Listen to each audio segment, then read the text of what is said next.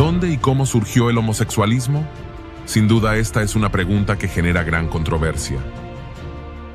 Al considerar todo esto, debemos afirmar que el homosexualismo no es un invento moderno, tampoco una simple moda cultural del siglo XXI.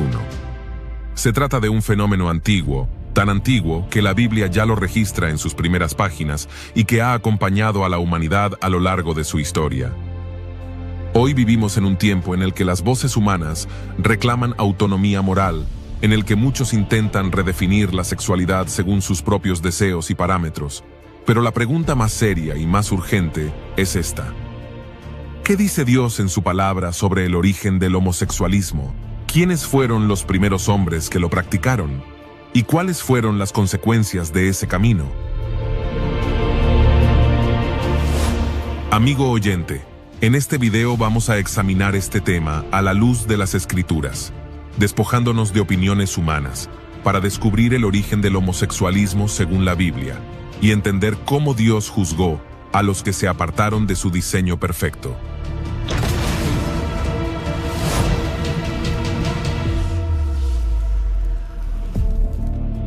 Antes de continuar, cuéntanos en los comentarios, ¿desde qué país nos estás viendo y cómo se llama la iglesia donde te congregas? Queremos conocerte y saber de ti. Empezamos.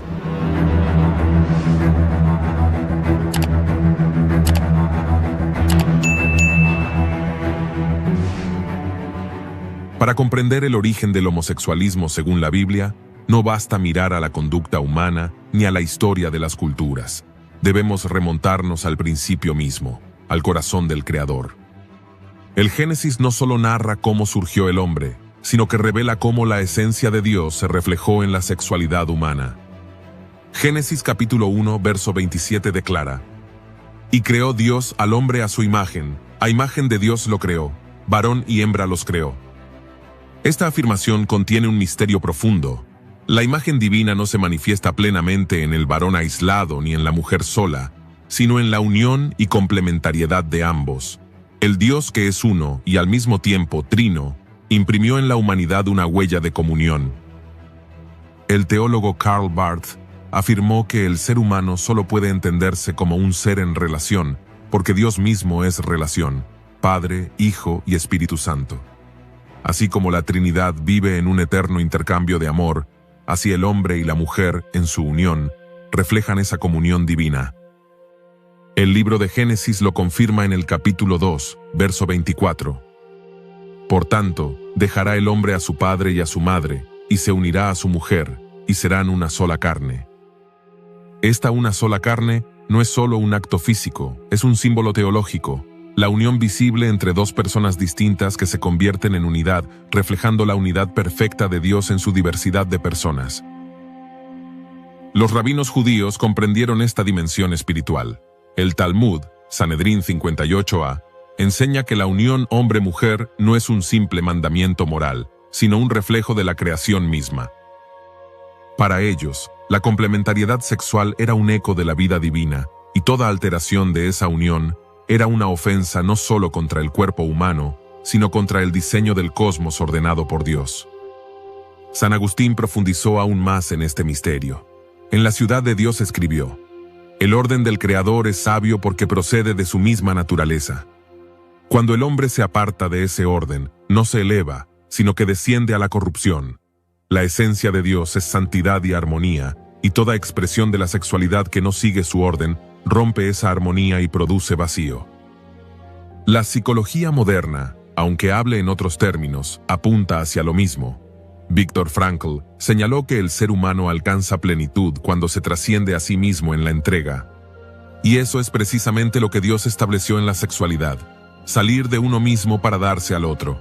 La entrega hombre-mujer no es un simple instinto, sino un reflejo de la esencia divina, que es amor que se dona. Por eso, la sexualidad en Génesis no es un accidente ni una opción. Es parte de la revelación de Dios en la creación. El varón y la hembra existen para reflejar en su unión la comunión eterna del Dios Trino. Allí se revela la esencia de Dios como relación, como donación, como amor que engendra vida. Todo lo que se aparte de este diseño, sea el homosexualismo u otra distorsión, no nace de la esencia divina, sino de la ruptura introducida por el pecado. Ahora bien, estimado oyente, antes de hablar de la generación antediluviana, de Sodoma, de Pablo o de las prohibiciones de la ley, debemos establecer una verdad esencial. La sexualidad humana tiene sus raíces en el ser mismo de Dios. Es santa, porque procede de un Dios santo. Es complementaria, porque refleja a un Dios que es unidad en diversidad, y es fecunda, porque proviene de un Dios que es fuente de vida. Por esta razón, el homosexualismo no puede entenderse como simplemente otra forma de amar. Es, en realidad, una ruptura con la esencia misma de Dios revelada en su diseño. Y aquí está la clave para comprender su origen, no en las teorías modernas ni en los discursos culturales, sino en el quebrantamiento de la imagen divina en el hombre. El diseño de Dios para la sexualidad era perfecto, varón y hembra creados a su imagen, llamados a complementarse y a dar vida. Sin embargo, esa armonía se quebró cuando el pecado entró en la historia humana. Romanos capítulo 5, verso 12 lo resume con claridad. Por tanto, como el pecado entró en el mundo por un hombre, y por el pecado la muerte, así la muerte pasó a todos los hombres, por cuanto todos pecaron. La caída en el Edén no solo trajo muerte espiritual, sino también corrupción en todas las dimensiones del ser humano, su mente, sus emociones, sus relaciones y su sexualidad. El resultado fue una humanidad distorsionada. La generación del diluvio fue la primera advertencia de Dios al mundo.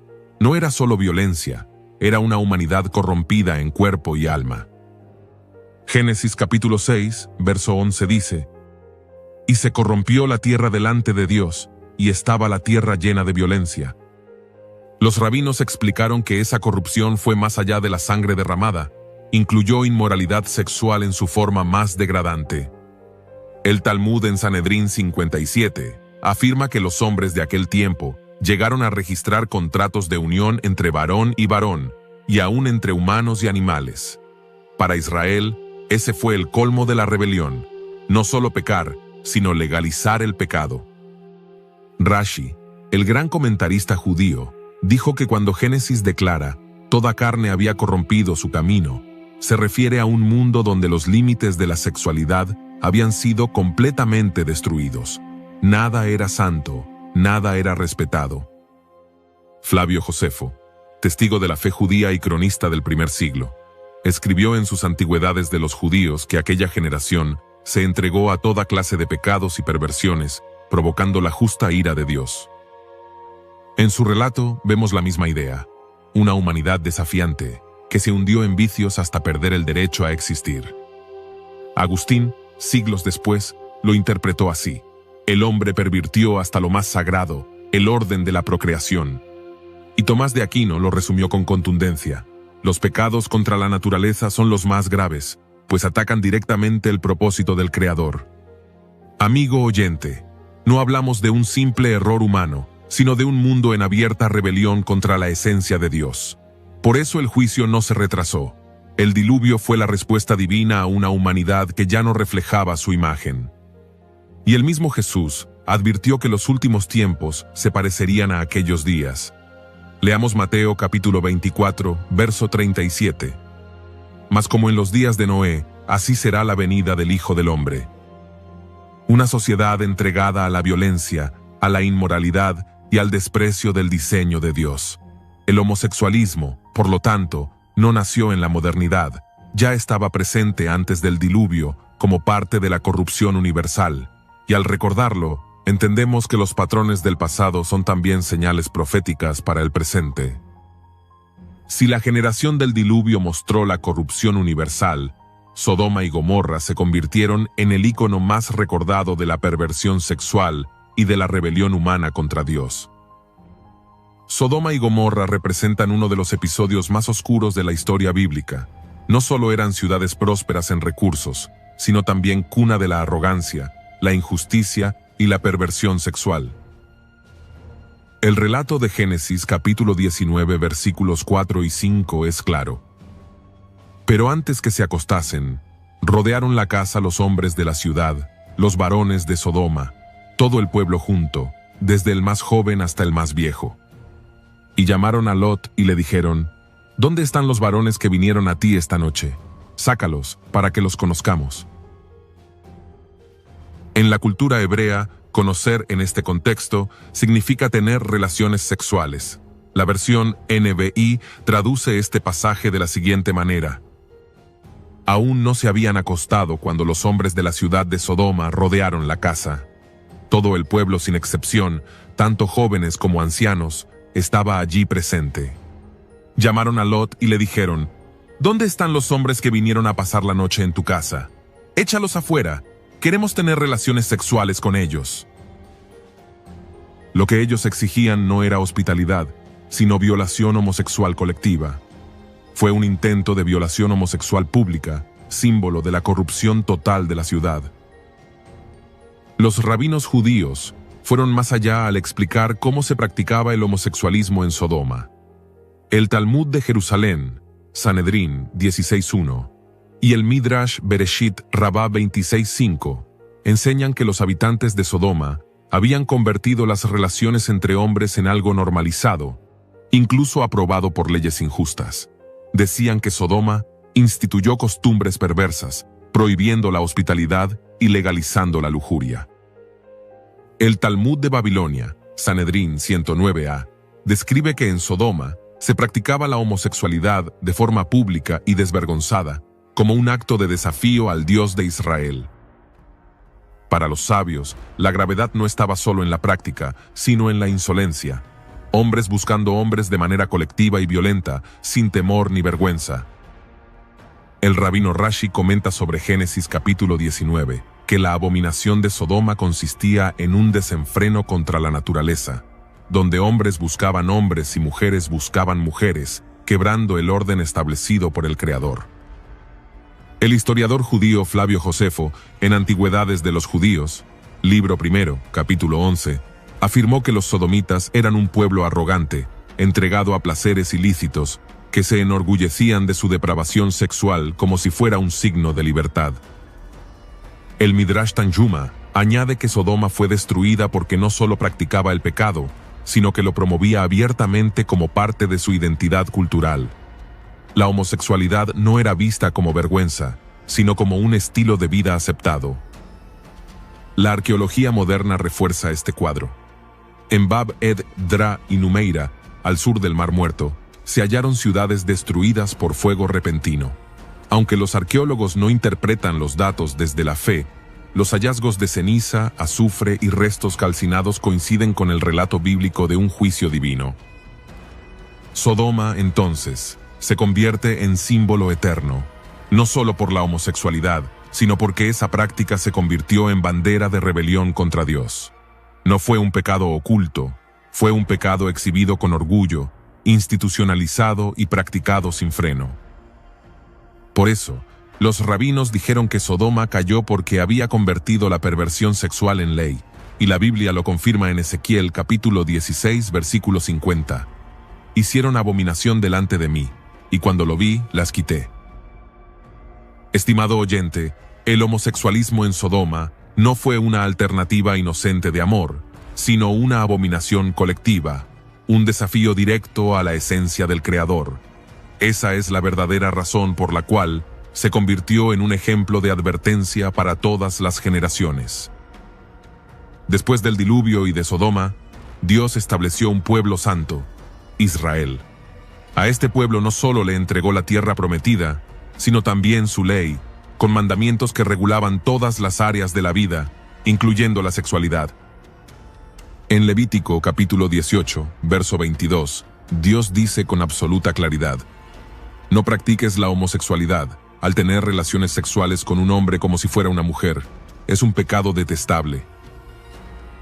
Y en Levítico capítulo 20, verso 13 también leemos: si un hombre practica la homosexualidad al tener relaciones sexuales con otro hombre como si fuera una mujer, ambos han cometido un acto detestable.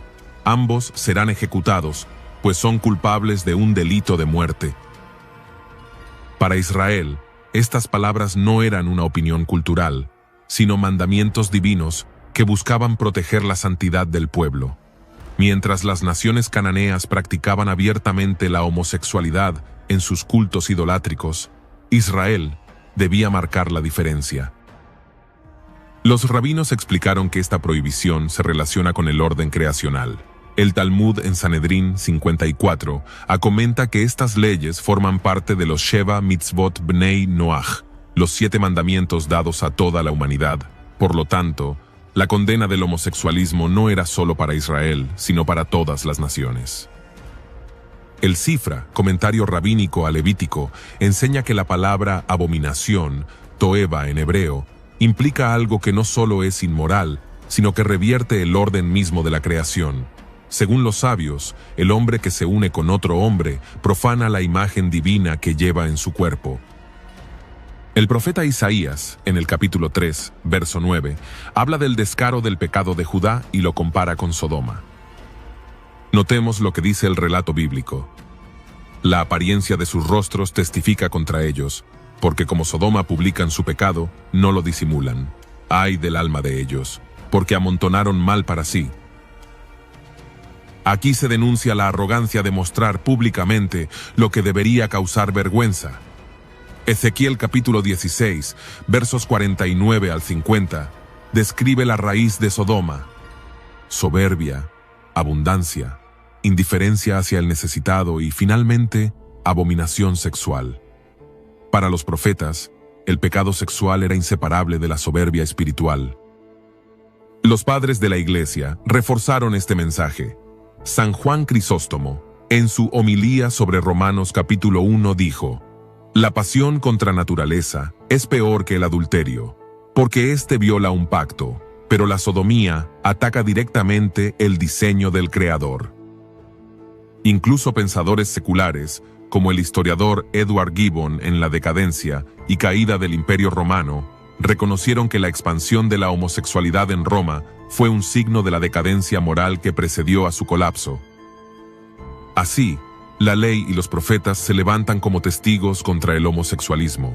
La ley lo prohíbe explícitamente como abominación, y los profetas lo denuncian como fruto de la soberbia y de la rebeldía espiritual. Israel debía ser diferente, un pueblo santo en medio de culturas que glorificaban lo que Dios condenaba. De este modo, la voz de la ley no fue arbitraria ni cultural, sino un eco del diseño original revelado en Génesis. Lo que Dios estableció al principio varón y hembra fue reafirmado con fuerza en el Sinaí y recordado por los profetas. La sexualidad humana es santa porque refleja la esencia de Dios y no puede ser distorsionada sin consecuencias espirituales y sociales. Ahora bien, un dato importante para considerar: la palabra homosexualismo proviene del griego homo, que significa igual, y del latín sexus, que significa sexo. Etimológicamente describe la atracción y práctica sexual entre personas del mismo sexo.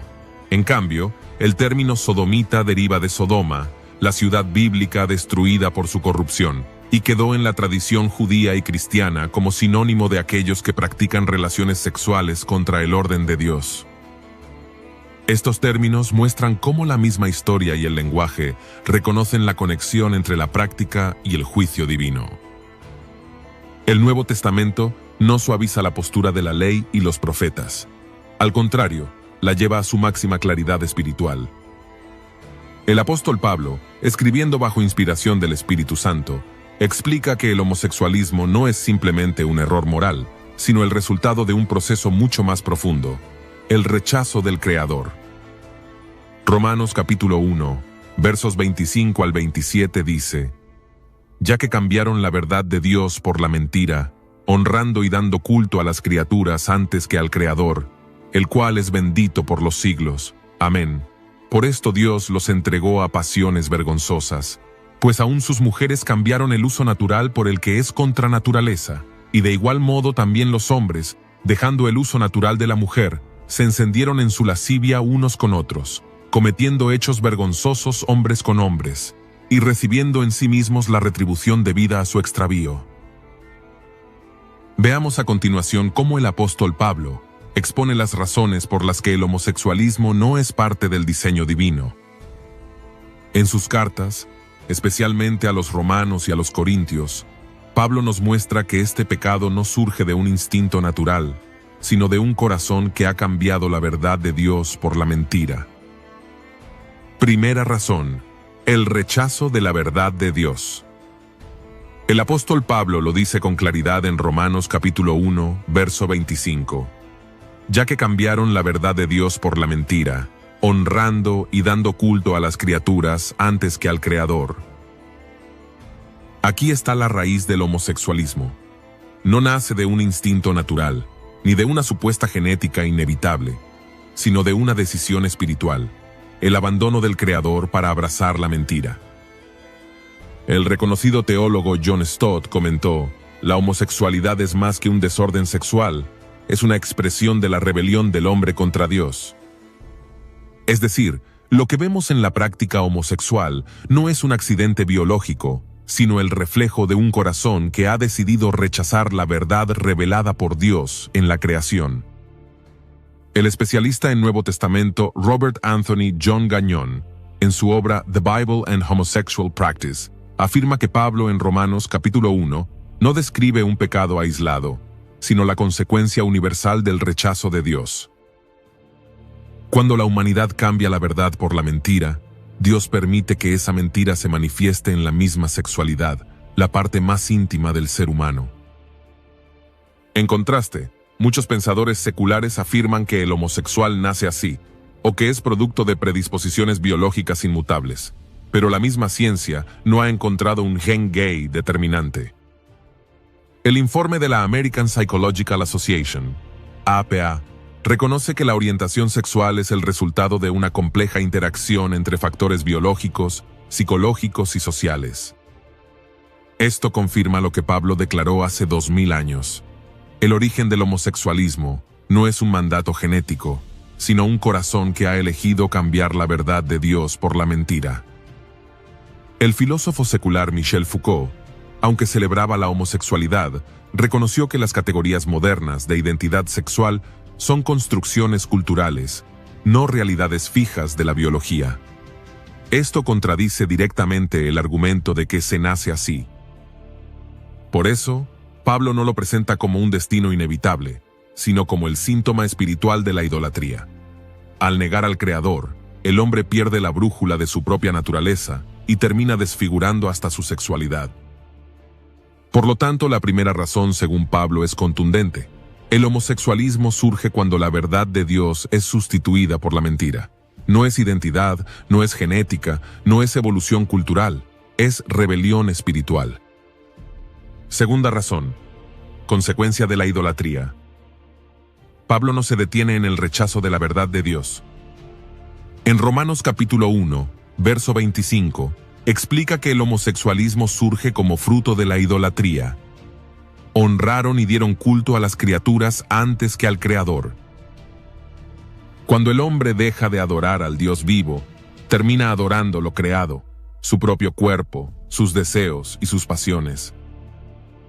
El teólogo Robert Gagnon señala: para Pablo, la homosexualidad no es solo inmoralidad sexual, es idolatría encarnada en la sexualidad. Es el testimonio visible de que el hombre ha cambiado a Dios por sí mismo. En otras palabras, el cuerpo se convierte en altar de un falso culto, donde se rinde pleitesía al deseo y no al Creador. San Agustín escribió en La Ciudad de Dios: el amor desordenado es idolatría. Cuando el hombre ama lo creado más que al Creador, su misma carne se convierte en instrumento de corrupción. Aquí se entiende que el homosexualismo es consecuencia de haber desplazado a Dios del centro de la vida. Los pensadores liberales suelen argumentar: el homosexualismo es simplemente una orientación afectiva, no tiene nada que ver con religión o idolatría. Sin embargo, Pablo lo muestra como parte de un patrón espiritual universal. Cuando se rechaza al Creador, el desorden sexual aparece como signo de esa rebelión. La historia lo confirma. El mundo grecorromano, saturado de idolatría, celebraba la homosexualidad en templos y ritos. El filósofo Platón, en El Banquete, exaltó el amor entre hombres como superior al heterosexual, porque lo desligaba de la procreación y lo enfocaba en la exaltación del placer.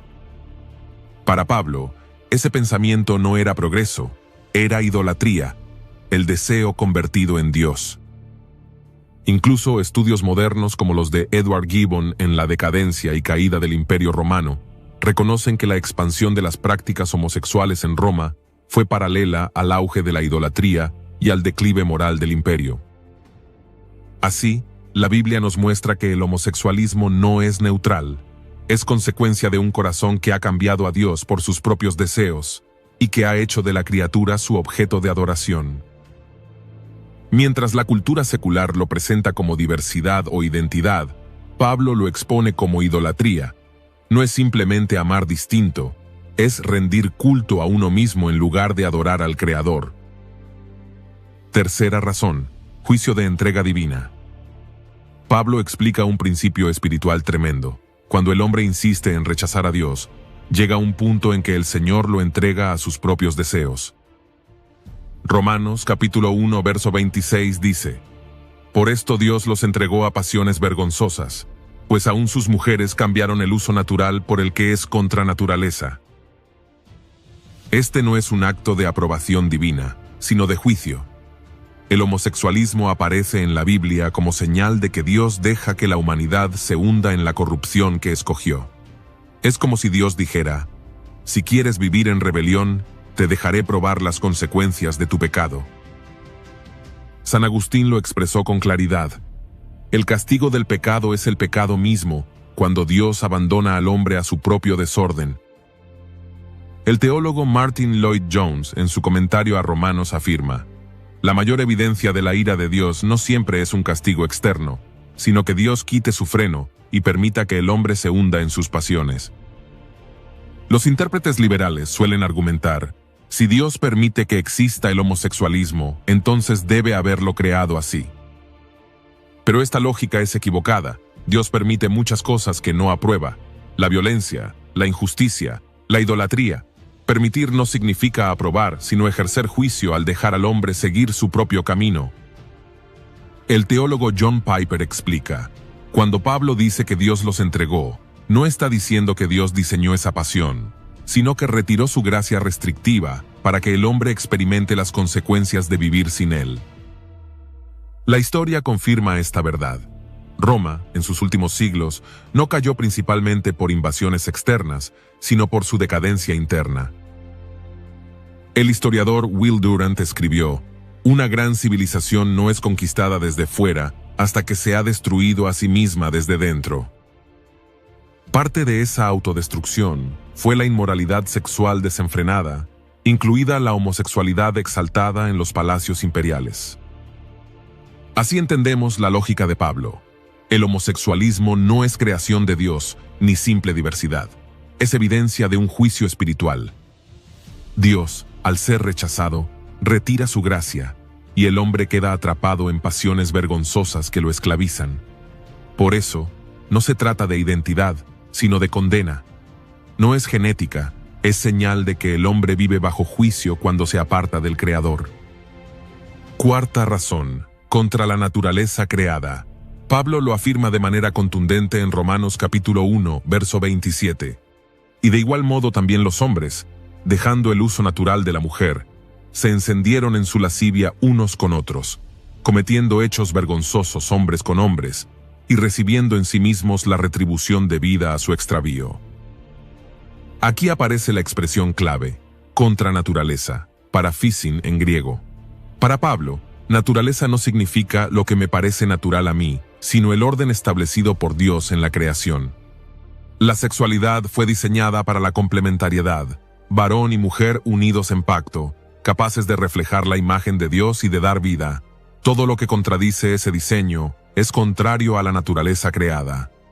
El teólogo